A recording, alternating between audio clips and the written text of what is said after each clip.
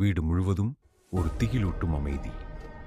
தகரங்களின் சத்தம், காற்றின் விசில் போன்றவை மட்டும் கேட்டது.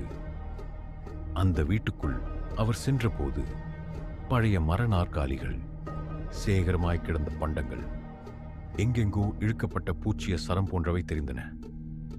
ஆனால் மெல்ல கொஞ்சம் அதிர்ச்சி. ஒரு குழந்தையின் அழுகை தனக்கே கேட்கப்பட்டது. யாரும் உள்ளதா என்று சுரேஷ் கூவினான். சத்தமில்லை. ஆனால் நிழலாக ஓடிக்கொண்டிருக்கும் ஒரு சிறிய உருவம் அவரது கண்களை கவர்ந்தது.